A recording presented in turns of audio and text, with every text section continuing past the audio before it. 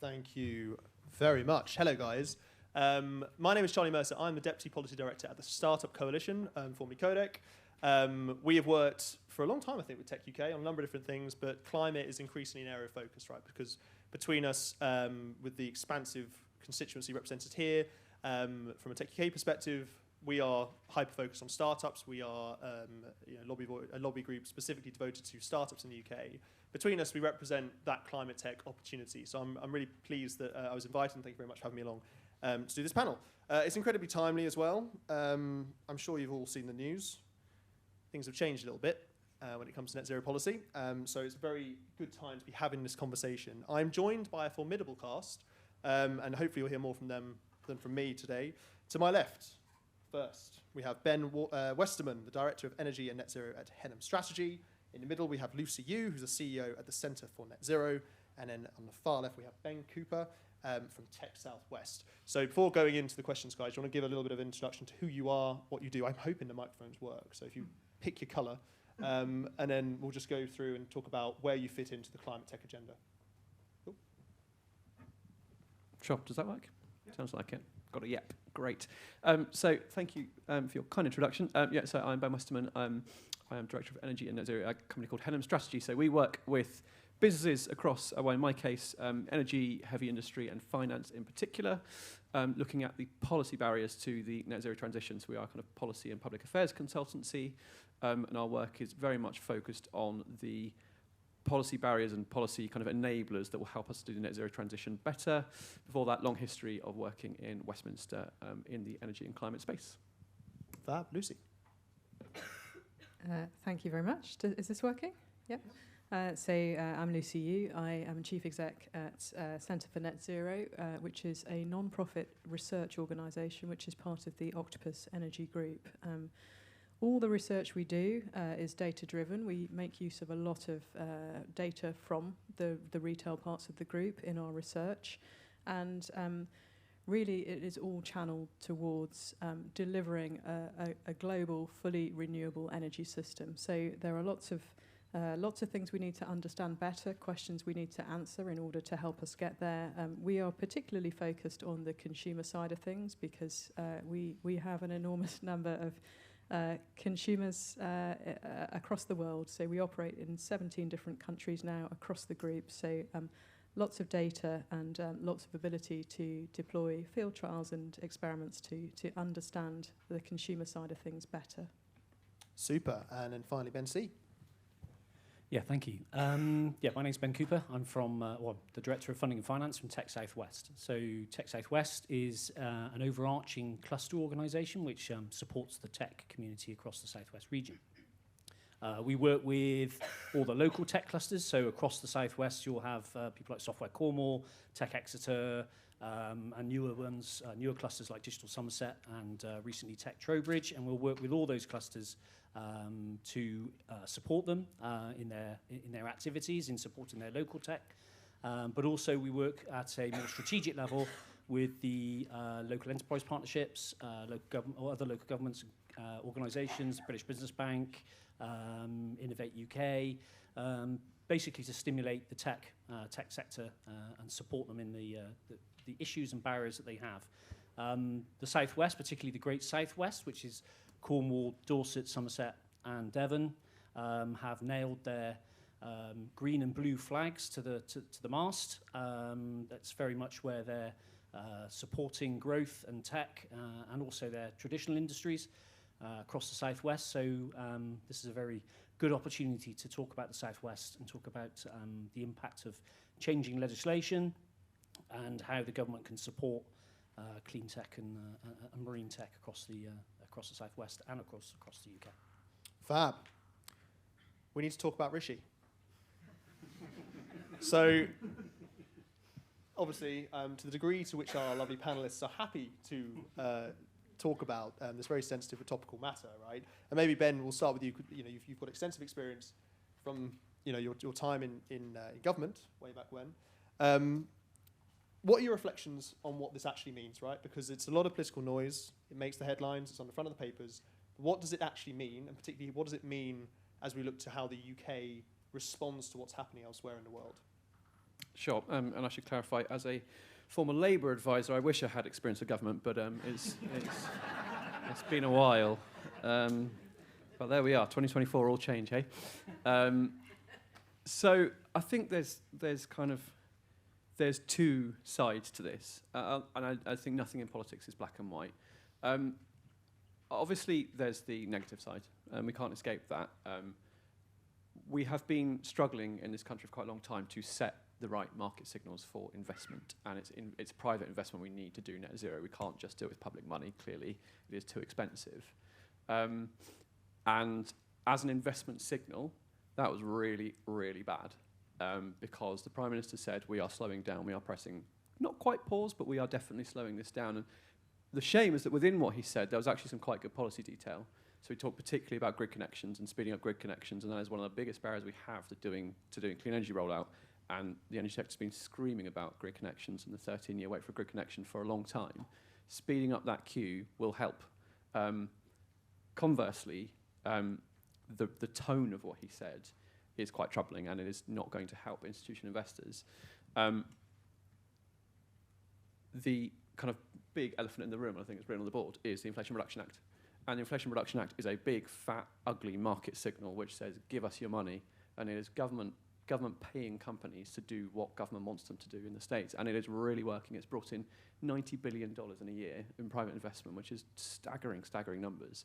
And just as we are saying, hold on a sec, other countries, the EU, the US, but there are others, Japan, Australia, Germany, Canada, are saying, no, speed up. So we are becoming an outlier quite quickly in that argument. On the other hand, there is some truth, and it is important to say there is some truth in what the Prime Minister was saying, because he was reflecting on the fact that we in the climate space have often been a bit too sunny uplands and a bit too optimistic, and there is a concern that, it's very easy to go and get yourself a public poll and say that 95% of people support climate action. Of course they do, because if you put most people in the room and say, are you worried about climate change? They're going to say yes, because they think, I'm a good person, of course I'm worried about that. We all are. That's not the same as saying, I'm okay with government spending loads and loads of money, or government doing this and government doing that. So he was just trying, I think there was a bit of that speech which was trying to open up a genuinely honest conversation about the fact that this is going to be hard. The challenge for government, it's the biggest challenge any government is going to face. So I'll stop there and let others reflect on it, but it is for that reason that the Inflation Reduction Act, to my mind, is the biggest moment in climate policy since Paris, because it is a very, very open, new way of doing it, and it is quite ugly, it's distortive, it's all these things, but it is working. So thank you so much. That's very very helpful to set the scene. What I might maybe suggest is we take a step back then, because we'll come back to the influence of 𝗖𝗏, and maybe Lucy, just coming on to you. What do we do really well here in the UK? And it's a little spoiler when we think about down the line what the UK should do maybe in response to 𝗖𝗏, right? But what are we doing well already from your perspective? The short answer is tech. I think, so maybe actually if I do slightly touch on the 𝗖𝗏, so if we look at Rishi Sunak's statement, in some ways he's quite right to say that the UK has gone very hard and fast in terms of reducing carbon emissions compared with comparable nations. But I think actually when you look at the main actions we have taken to get to that position, a lot of that has been about things like decarbonising the power grid. So it's been through doing things like taking a lot of coal out of the system and replacing that with some more renewables, also replacing that with some gas as well. So actually a lot of the achievements we've had to date have come from that. And I think completely agree with Ben. You don't, and those of you in the room who are working in startups and scale-ups will know that you don't achieve a leadership position in your sector or your industry and then sit back and expect to maintain that leadership position. So in terms of what we need to do to really to take more emissions out of the system now, this is really looking at specific sectors. So if we've made good strides in the power sector, we now need to look at things like transport, and we need to look at things like heat and buildings. And we all know that when we look into these topics. The thing about those two areas is that while there is much relevance for industry, there is also a lot of relevance for consumers. So this is about ordinary people, ordinary households adopting clean energy technologies, so things like electric vehicles, things like heat pumps, things like rooftop solar. And so that is really something that we do need to grip. And if you look at things like the Inflation Reduction Act in the US, the Green Deal in the EU, when you unpack those things, there is an awful lot of subsidy. There are high incentives which are ultimately aimed at supporting consumers to adopt these technologies, but also, as we all know from examples like the electric vehicle space, a lot of this is about trying to get early adoption to a particular point, so to reach a particular level of penetration that encourages industry to come in, to crowd in more investment, essentially to create markets. So really, I think, to come back to your question, we are very good at tech in the UK, and given the right signals to industry,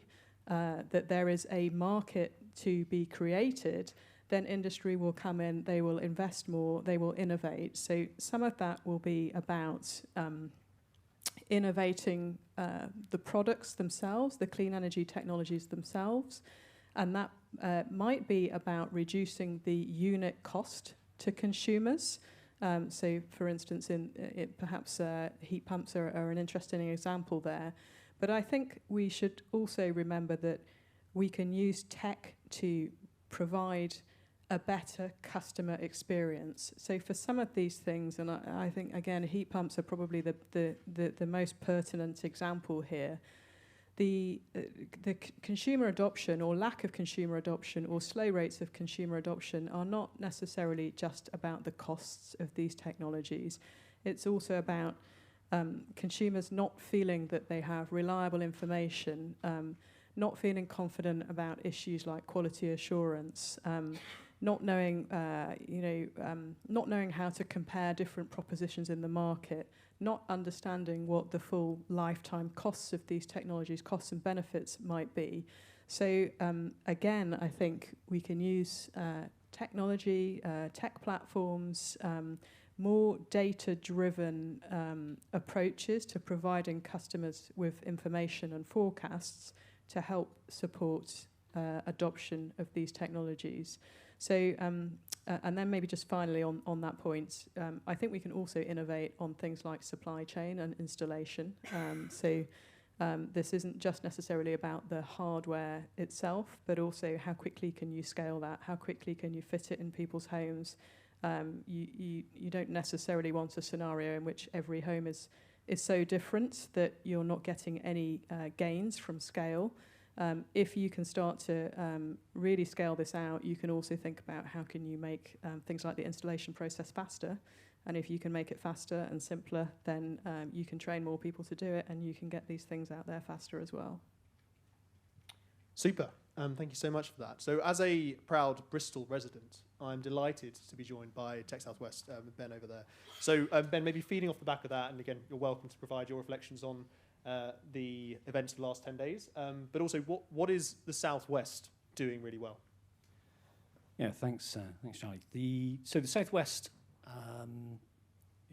all that's going on, changes in legislation, the change in the political landscape, different levels of rhetoric, etc., and things that are coming out of the government, they all have an impact on the UK, but they also have an impact particularly on the Southwest. And if we focus on that, it always present, with all these situations, it always presents opportunities and it presents threats.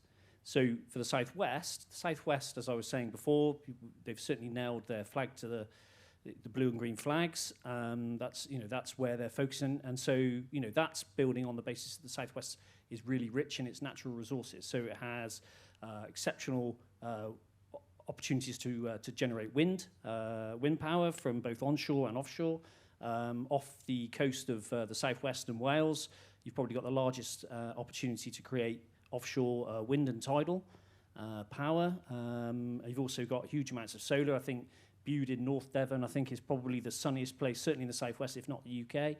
So you've got huge opportunities Sorry, for lots Ben, of... as an 𝗖𝗺𝗶𝗺𝗁 born and bred, Oh, is it? I have to say 𝗖𝗺𝗁 is the Are you going to call me out on that? Really sorry. All right, fair enough. Okay. Well, it's pretty... All right, we'll have to, we'll have to check the stats on that. But it's certainly very sunny a lot of the time. And so, you know, there are huge amounts of natural resources in the southwest. And so the ability to generate renewable energy sources is exceptional. But as we were talking earlier, the issues around it, and the big issue in the southwest, and of course in other parts of the UK, is the attachment to the grid. And so, you know, obviously a positive coming out of, as Ben was saying, is that, you know, the focus on joining things into the grid a lot faster, making those gateways into the grid available, because I think it's the offshore opportunity off the southwest, as I was saying, it's something like powering like 4 million homes. It could, you know, could power 4 million homes in the UK, but we just can't get that energy into the grid. And so that's, you know, that's a big issue, and that's a big infrastructure issue. And I guess that takes it on to the, you know, the problems around the southwest is around infrastructure. So infrastructure with the grid, but also infrastructure, and Lucy was saying, is around transportation, which then leads to issues around investment. We've probably got, I think it's the top 5 environmental scientists in the southwest. But it's very difficult to get investment into the work these guys are doing, but also the other great tech companies we've got out in the southwest. A big challenge, you know, a big challenge for us is getting investment down there. And so, you know, also when you're in a sector where, you know, environmental technology is key and is a big driver, and it's what you're focusing on the southwest, when you suddenly have a major world economy pumping huge amounts of money into clean tech in almost a protectionist way, it makes it very difficult for these small tech and you know, early stage startup and scale up companies who have got a great opportunity to take advantage of the environment they're in to build wonderful technology. Suddenly, when they can't get access to the US market, or they have to go to the US to get access to the resources there, it makes it, you know, disproportionate and difficult for those companies to raise further funding. There's, you know, the government are pouring more money and investment into through grants and through the British Business Bank and through different types of investment sources. But when you can't get private equity into Southwest, and also you've got someone pouring, you know, and as you say, it's not just the US, it's China, it's all the other countries pouring money into clean tech, we can't compete at that level. Well, it doesn't feel like we can. And so, you know, that is a big threat in the Southwest. Yeah, for sure. So we're about to release a piece of data over the next few weeks that values the different regions in terms of their clean tech contribution. Southwest about £1.6 billion, we think, the value of the clean tech ecosystem there. OVO obviously is quite a big part of that. But yeah, so huge amounts of opportunity. And very neatly, Ben, I think to segue maybe back explicitly to 𝗖𝗄, and I know we've talked about it a little bit already, right? But I would agree, you know, we can't do 𝗖𝗄 here. And Ben, you mentioned, you know, that despite the politics and the headlines, in 𝗖𝗄𝗁's speech, it came from somewhere, right? There was maybe an uncomfortable truth there that as we go forward and recognising the economic restraints we have, how we build, you know, a leading tech sector needs to operate under that reality. So what should we do? How long have you got?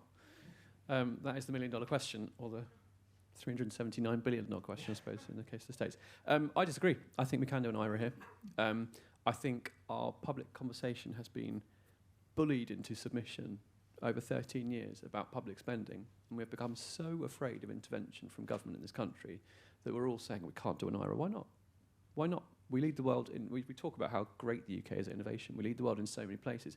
We did it with offshore wind. We're still just about the world's leader in offshore wind. Let's just pretend that the auction a few weeks ago didn't happen. We are very much a world leader in offshore wind because we did 𝗖𝗄-style policy. We put in public money, we put the public policy framework in place, and companies came, they innovated, and we have built a huge sector out of that. And of course, you talk about natural resources. We have the natural resources to do that. We are an island. We have comparative advantage in that space. I think the same is true of 𝗖𝗄. It's just that we are scared. Both all politicians, parties on all sides of the divide, are scared of saying it. But the economics points to another reality. The economics points to clean energy, particularly in clean tech, being an economic multiplier. When government invests, the economy grows, and we're talking consistently about growth and growth and growth, but we're not prepared to do the things that enable growth. And I think it's just a slightly, the reason IRA is so important is not the amount of money, because no one's suggesting the UK should spend or could spend the amount of money because we have a smaller end market. Of course we're not going to spend that much money. It's about applying the principles of IRA, and the fundamental principle of IRA is government working in partnership with the private sector to bring in private finance, but it is also forgoing revenue, right? Because it's going to make money down the line. So the forgone revenue is we're going to subsidise your tax bill so that you can come and build whatever tech it is here. The big one being hydrogen, for instance. Michigan's going to become hydrogen centre of the world very quickly, and Texas is going to become a huge clean energy centre, sorry. And so companies are coming, and they're investing, and they're building sectors. And when they've built those sectors in the States, the government's going to tax them. And the government's going to bring in a lot of money to the government coffers by doing that. And what happens when you do that? You grow the economy, you spend it on public services. So I think it's just the fact that we have the conversation in a really, frankly, stupid way in this country. And global economics is shifting, and IRA has already shifted and will continue to shift global economics. We can either choose to have the same conversation we've been having for the last 13 years, or say, the economics is shifting, maybe we should shift too. Lucy. Yeah, yeah. Well, that was a great summary. I think when we talk about grid and we talk about things like onshore and offshore wind, those things are very much focused on the supply side or the generation side of the energy system. And I think we have to be careful not to overlook the demand side and what's happening there. I think when we look at that, so I think realistically, so Jeremy Hunt has, he has said in the autumn statement there will be our response to IRA. I don't think we can actually expect anything substantial in the way of new spending or significant spending, certainly not at the scale to compete with things like IRA and the Green Deal. I am not especially hopeful we will see a lot in the way of carrots and incentives. However, we have already had a very sort of clear steer from this administration that they're also not minded to do much in the way of sticks or regulation. And in fact, if anything, they've sort of stepped back from that. So, if you're not prepared to deploy a stick lever and you're not prepared to deploy a carrot-shaped lever, then that leaves you really with relatively few options. So, I think I would say that in terms of what's that remaining space and what can government do and what can government do to help the tech sector, I certainly think I talked about raising consumer awareness, and I think that is important. Certainly avoiding mixed messages or consumer confusion. I understand that 𝗔𝗰𝗁𝗏 Sunak said in his recent speech that heat pumps wouldn't be suitable for every home. There is actually a piece of government-funded research conducted by the Energy Systems Catapult, which actually concluded the opposite. That's openly available. So, I think there's something about not giving mixed messages, raising awareness. If they're not minded to provide some kind of incentives, they can at least help signpost these things to consumers to do their own research. Interestingly, I would maybe say that when we talk about raising awareness of different clean energy technologies, alternative lower carbon technologies, we would like that to happen in a supportive, enthusiastic way. However, we did at Octopus Energy see a 5-fold increase in inquiries about heat pumps right after Rishi's statement. So, sometimes maybe just actually drawing attention to some of these things just puts them in the public conscience in a way that they weren't previously, and some people will then go and do their own research. So I think that is important. It would be nice to maybe see some consumer structures emerging around these technologies, maybe through the likes of citizens' advice or some kind of kite mark or a similar kind of scheme to provide some sort of consumer protections maybe, or advice for consumers. And then maybe just another point on this. We talk a lot to green finance and the world of green finance, and we we often find actually we have conversations with people who say actually the money is not necessarily the problem here, and that we are sitting on a very large quantum of money that we want to be able to deploy, but we can't do it fast enough, or we can't do it at the scale that we need to. So if you're a pension fund, for instance, you just some kind of investment of sort of £50,000, £100,000 in scale is just not large enough to make a dent in the sides there. So these are funds that are that are managing billions or hundreds of billions of funds. So they need really substantial, sizable propositions, and some of that comes from finding the way to scale, and some of it comes from addressing issues like very long queues to get a grid connection, for instance. There may be people waiting with their capital for those types of projects.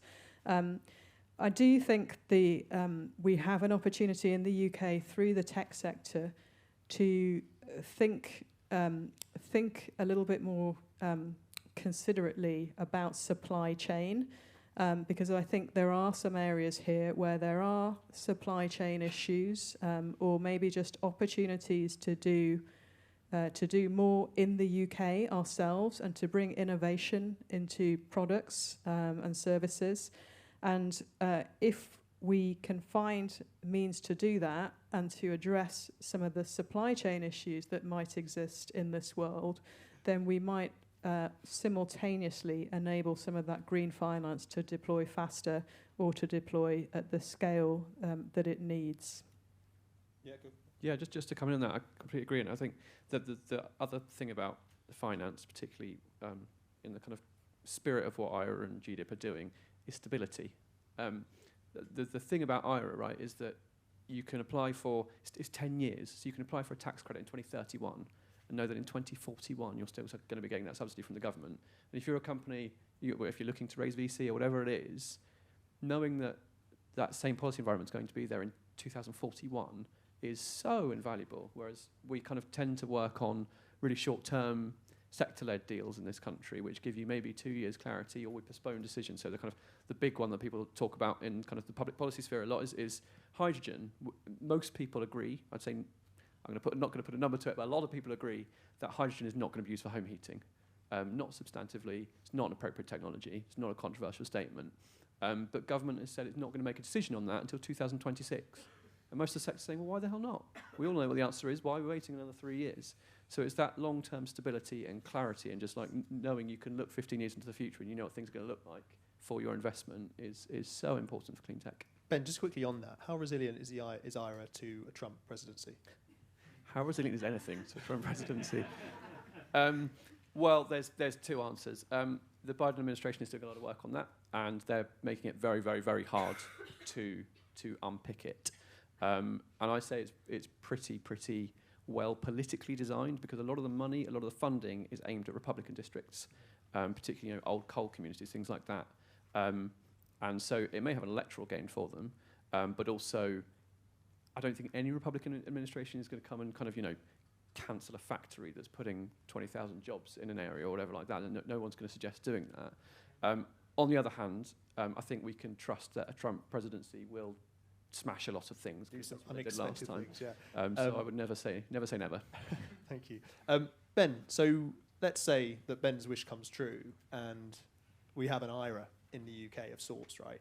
What would you envisage that looking like for somewhere like the Southwest? Which sectors would be targets for that?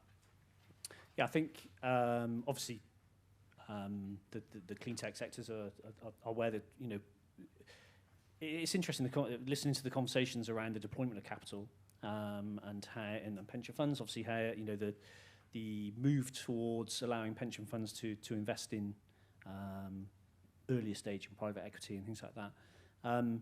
I think tech in general is going to do really well out of it. Obviously, clean tech and marine tech, certainly in the Southwest, would do extremely well out of it. If we had that type of, I'm still dubious about whether we can actually do enough to stop the drain to the US or to the EU or to other countries that have larger resources, are putting more money into it than we can do. So I still have reservations around whether that, whether we can do that. The government is certainly putting more money into through grants through Innovate UK, putting money to regional funds through the British Business Bank, £1.6 billion of new funding for sector agnostic, but obviously within the Southwest in particular, it's going to be looking at it's a £200 million fund.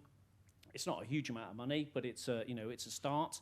But also the huge amount of increase in grant money. But the problem with deploying that money is that a lot of the time you need match funding, you need private equity. So the problem in the Southwest, and it's not just a Southwest issue, but it is prominent in the Southwest, is that obviously most private equity is done in London and the Southeast.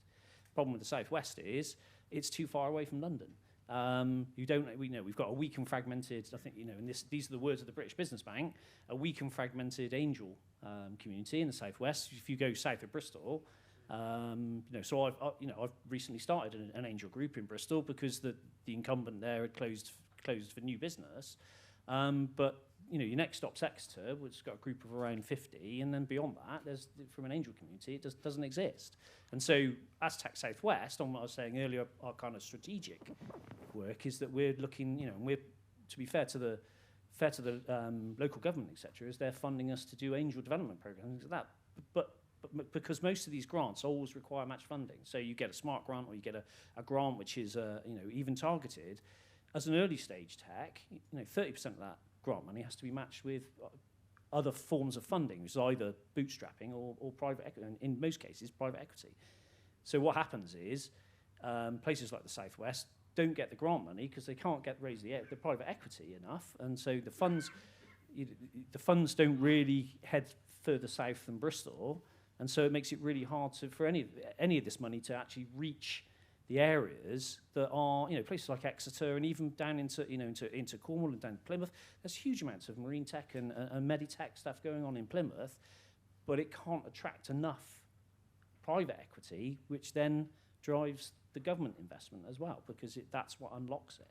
And so I think, any type of sort of IRA or any type of government intervention, they've got to look at this aspect about how they unlock and how they release that capital into the Southwest and into the other regions of the UK, because I'm sure they've got the similar problems. It's how that's deployed and how that works and how that's, how we identify the best tech companies to support and how we develop them and the talent, obviously the talent as well. Talent's a big issue. It's not just about funding, it's about providing the talents coming out of further education, come out of the colleges and the universities. The Southwest has got some of the worst social mobility in the UK, and therefore levels of poverty are really high because they're not aware of the opportunities they've got, or those opportunities just don't exist. And so we've got to start creating that. So we're doing work with stuff like Microsoft and so that on their social value aspect. So I'm wondering whether there's aspects of this money that can be deployed around the social value that they need to add into the any for those who don't know, any sort of public contract has to have a social value aspect to it by law. So Microsoft has a contract with the Met Office, and that means they have to deliver quite a significant social value program into the Southwest. And so we're working with them to help deliver that. But that's every company that has a contract with it. So any type of government deployment, we need to ensure that that money's being deployed fairly, and the gates can be unlocked to getting that funding, and we remove the barriers, things like private equity.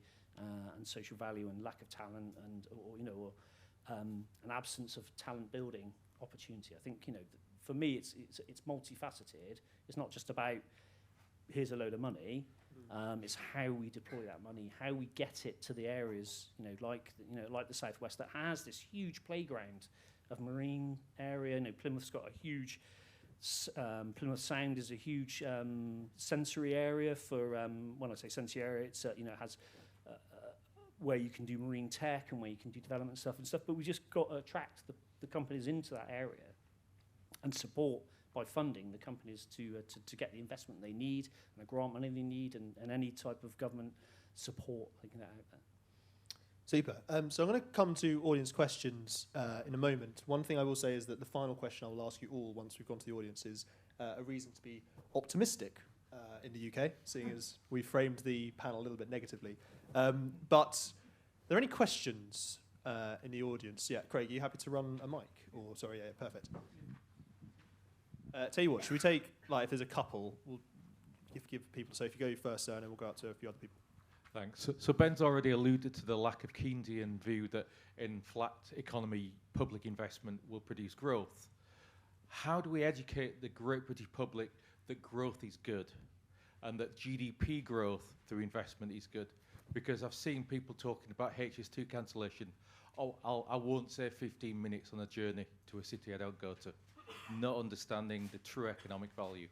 And who are you, sir? Where are you from? Paul Rhodes from Atlas Edge Data Centres. Perfect, thank you. Do we have any other questions to add on to this selection?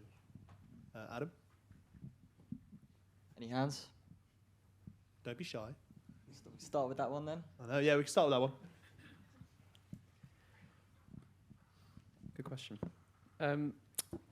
I think, so one of the things that a lot of these pieces of legislation are doing is using conditionality, which is born out of a line of thinking by an academic called Danny Roderick, and it is not a million miles away from social value. So one of the things that you are expected to do if you want to get a load of money out of the US government through the Inflation Reduction Act is meet a certain condition. So it kind of removes all the bureaucracy, and instead of that, we're going to give you money, sure, easy, but you have to meet a certain condition. And in many places, that is things like childcare provision for your workers. In many cases, it's access to healthcare for your workers, which obviously in the States, with the various private health issues they have, that is a major attraction. That is a big benefit for people. That's how you show them that growth is meaningful. It's not talking in terms of GDP and GVA, because that doesn't really mean anything to people. We need to learn the lessons of the Brexit referendum, let's be honest there, and talk to people in tangible terms. So you often hear politicians saying this is going to create 30,000 jobs, because that's what they say publicly. But you actually speak to them privately, and jobs is not a problem in their inbox. They don't have people writing to them saying the jobs are a problem, because we have relatively low unemployment. The problem is that the jobs we have are not productive, because we don't invest enough in things like skills and things like CDP and stuff like that. So it's just redeploying the arguments that we do have and the money that's already being committed. It's not about new spend. It's not always about spending money into a new way of thinking. So there's things we can do around apprenticeship levy and stuff like that. There's things we can do around conditionality. We can do what the States is doing. And one of the things that Labour's already proposed is to amend the contract for difference regime for renewable energy, that X% of the jobs that offshore wind farm or whatever produces are based in the UK. So it's bringing those new high-skilled, high-paying, high-productivity jobs to people here, to regions. I think the last thing I'll say, and then I'll finish with my optimistic thing, is around place. We have a tendency to kind of do UK policy, and the southwest is not the same as the northeast of Scotland. Different problems, different geographies, different issues. What we need to do is start designing policy around place and use the advantages that places have. So the southwest is a perfect example. It has this amazing capacity on tidal and offshore, and particularly on floating offshore, which is emerging in the South Wales industrial cluster. But policy needs to be tailored to that region. You always use the example of the Solent. The Solent's an amazing example of a kind of cluster. It's got 3 universities. It's got amazing capacity to do transport and haulage because it's got a port. It's got great housing infrastructure, so it's a desirable place to live. So let's adapt the policy to be specific to that place, rather than just this is what we do in the UK. And that is what a lot of these acts are doing. So that's kind of where I'll stop on the growth piece. Reason to be optimistic. Can I say Labour government? Probably not. No, I think the reason to be optimistic is that though we talk about IRA and GDP as a threat, it doesn't have to be a race. It doesn't have to be an oppositional thing. We can work with these countries. They are our partners in the EU, in the States, all over the world. And secondly, I think with small changes, the UK has massive opportunities to replicate the offshore success story and do it across loads of sectors and really improve people's lives, which is fundamentally what this is about. Lucy, any thoughts on how we make growth more compelling? Yeah, that's a very interesting question. I mean, politicians are obsessed with growth. You hear it it doesn't really matter what flavour, what colour party. in a way, I actually think we need to move towards a more sophisticated conversation about growth globally. And I think some people are doing a great job of leading that movement. People like 𝗖𝗹𝗶𝗁𝗁 comes to mind with donut economics, and really trying to make more people think about the resources that we have on the planet, that what she describes as planetary boundaries, the extent to which actually we can be on a trajectory which is just more growth, growth, growth in the traditional sense, which is about consumption and kind of consuming more of the planet's resources, raw materials, and so on. So I would like to see over time the public to think about what growth actually means and the context in which it's occurring, and what is good growth, sustainable growth, and what is less desirable growth. But I think we don't have time to do that justice in the closing comments. Shall I give my reason for optimism? I think so within the Octopus Energy Group, we have a sort of a bit of an informal mantra, which is all about show, don't tell. You know, it's very easy to engage with governments, politicians, senior figures in industry, and to talk about what you think should happen or what you think could be possible. And in a way, there is nothing more powerful than actually doing it, showing, and so that's what we mean by kind of show, don't tell. And it's why, as a group, we have a very sort of strong heritage, if I can talk about heritage for a 6-year-old company, but we have a very strong heritage at experimentation, putting things into market quickly, and so on. And that's really why, is so we can show, not tell. And I mean, I actually have quite a long background in the tech sector, and I've always thought that within the tech sector, particularly in startups and scale-ups, what you are trying to do is you are all about showing. You're all about doing stuff that maybe other people don't think is possible or think is too hard, and you know, maybe don't believe in. But everybody who works in tech is ultimately about that kind of show, don't tell. So I think, you know, a reason for optimism is that this is a sector, this is an area which is growing. More and more of us are kind of recognising that we think there are opportunities to actually just get on and do stuff.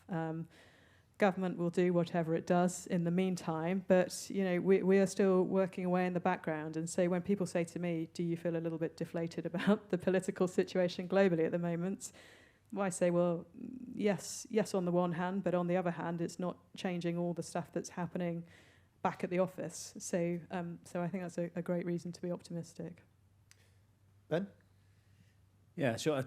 I'd around the GDP point of the growth aspect, I'd certainly echo what Lucy and Ben have been saying. I mean, you know, GDP isn't a great indicator of good growth, and we need to look at other indicators, you know, not just GDP alone and economic growth. We do very much need to embrace social value indicators, you know, things that are, you know, growth isn't just about money, growth isn't just about, you know, how much more we generate from a financial point of view and how much we consume as well. It's about, you know, it's about the social aspect of our lives, you know, how, you know, why have we got homeless people? Why are there issues with our health system? All these things that are really important, and those are the triggers and those are the keys that unlock growth in general. And that's where, you know, if you create an environment or you know, a country which is positive and has all these different aspects, and people feel good and they feel well, you know, your country or the country or your economy will be a success. So, you know, reasons to be optimistic, I think. You know, certainly with my Southwest hat on, I have the privilege of trawling around the you know, the lovely peninsula of the Southwest. I was 𝗔𝗰𝗶𝗁𝗁𝗶 here today, which is great to see. Yeah, I see every day. I see and I talk to people who are working in the tech ecosystem or companies that are operating in the tech ecosystem. I work with startups and scale-up companies. I had a pitching event this week with my new angel group, and you know, 6 excellent companies, all from the Southwest, providing lots of different areas, but all tech.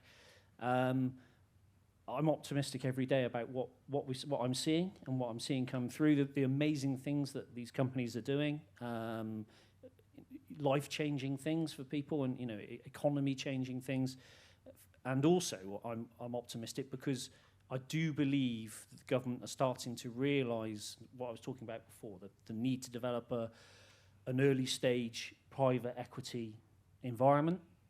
We've got some of the best tax incentives for investment in the UK. The SEIS scheme and the EIS scheme are world leading. I know that the Enterprise Investment Scheme Association, which is, represents the sort of 𝗖𝗍𝗶𝗁𝗁 system, we're already talking to the French government. They want to replicate what we're doing. It's the most generous tax system for private investment in the UK, but it's not utilised. Only about 3 to 4% of high net worths use it, which is mind-boggling. So again, it's about getting that out there, but it's there. We have the levers. We've just got to pull them, and we've got to direct it correctly.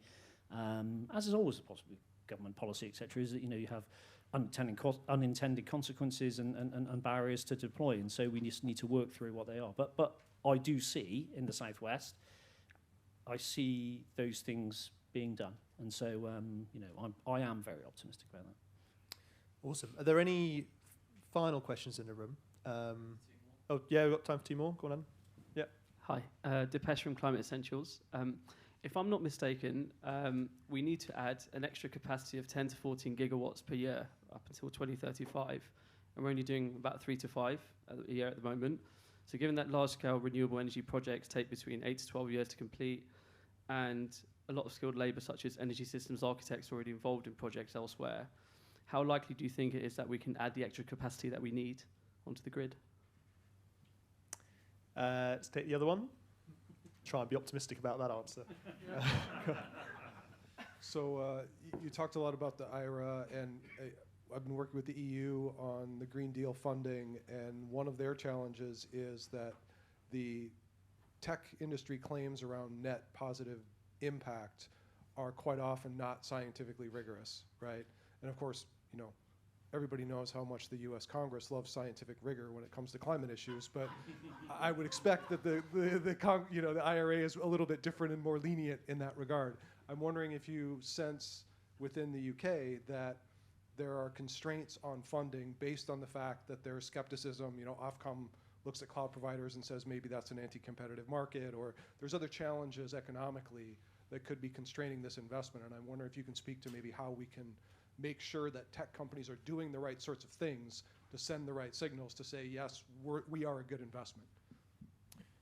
2 great questions there. Energy capacity and other constraints in the role of tech companies in giving assurance to the investors.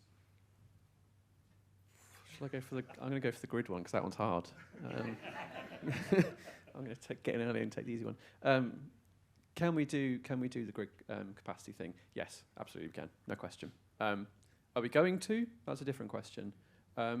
Because we need to do something like build a turbine a day to get to our 2030 and 2035 targets. That is really, really, really hard.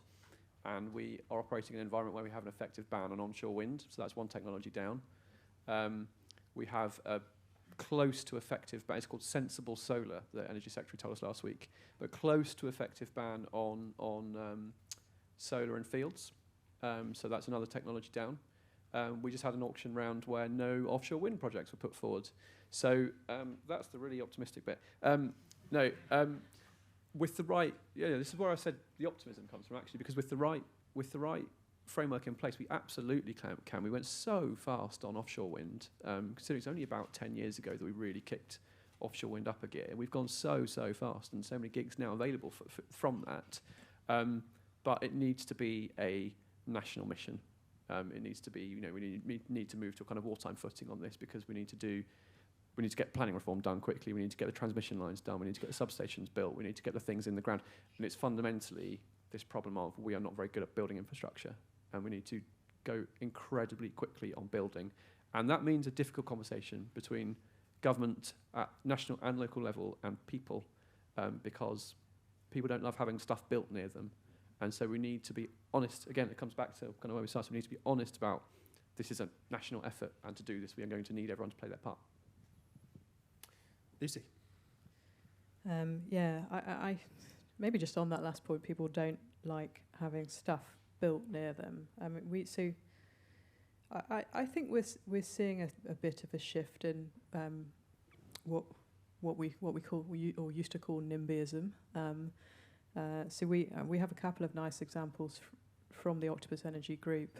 So we have something called the Fan Club, which is onshore wind turbines, and if you live within a certain geographical distance of these turbines, you can sign up to the Fan Club, and when the wind speed exceeds a certain amount, you get cheaper energy during those time periods. And this is really about sort of recognising that the communities in which enable these clean energy technologies to be scaled and that house them, that home them, should also be the same communities that benefit from those. So this is about trying to align those.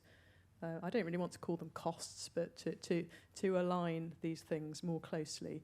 So costs and benefits, We had the first 2 fans, and we actually then started getting lots of customers write in and say, well, how do I get a fan near me, and I want to join the fan club. And so we sort of informally mapped this, and we're getting requests from all over, and subsequently set up, with apologies to Tinder, we set up something called Winder to try to track the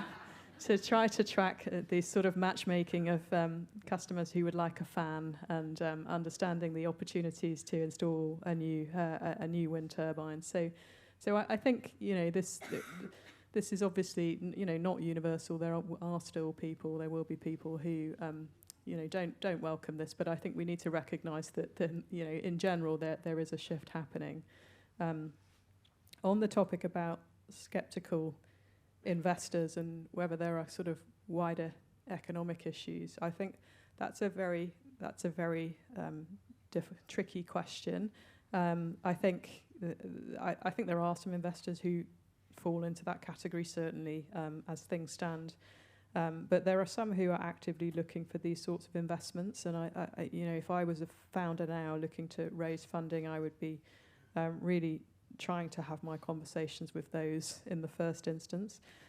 I also think, though, that all of these things we talk about, like measuring emissions accounting, compliance, increasingly the conversations that I'm part of are not just about greenhouse gas emissions, but they're more and more about biodiversity. So it's don't just think in terms of carbon, but think in terms of the wider ecosystem and wider sustainability metrics.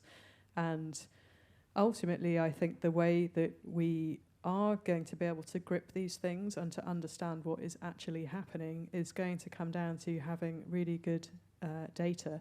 And so the tech sector is going to play an enormously important role in that, both kind of mapping these things, understanding changes over time, having availability of real-time data, platforms to share data.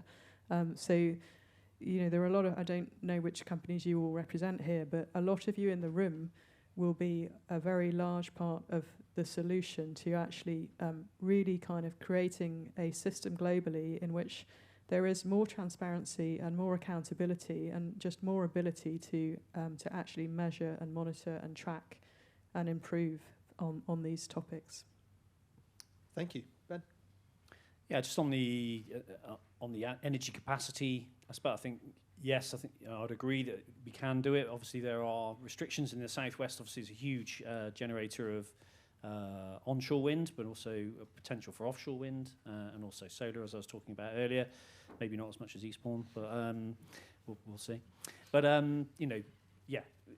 there are hurdles to get over there. Obviously, bans that we're basically having, or what are basically bans on certain things that are, stifling the exploitation of those sort of natural resources in the southwest. Those things that we need to get over that. But the capacity is there if we want to, or to create it. We can do it. Around the investment aspect of it, and I think I'm answering your question. I'm hoping so. But certainly from an impact point of view, there's certainly from a fund management point of view and also personal investment type of view, there's certainly a huge increase. I'm seeing a big shift towards impact investing and investing in green and marine tech. That's certainly happening. From a regulation point of view, that's where a lot of tech companies see opportunities. So changes in regulation, changes in the data and also that's providing the evidence for those types of opportunities. That's where a lot of tech companies are moving, and I think that's where also the tech community needs to get involved and in that kind of whole discussion around regulation, etc. Because those regulations are the things that are creating opportunity across the market, not just in energy but in financial services and all those types of different things. That's what creates a lot of opportunity for tech. So yeah, I think there's certainly a shift towards impact investing. I think there's always going to be shifts in regulation and which will create opportunity for those investors. And so we just need to take advantage of those situations. But there certainly is a shift in that direction. Super. Well, I think we are probably already over time, so I'll thank Ben, Lucy, and Ben, and just leave you with. So I mentioned some data earlier on.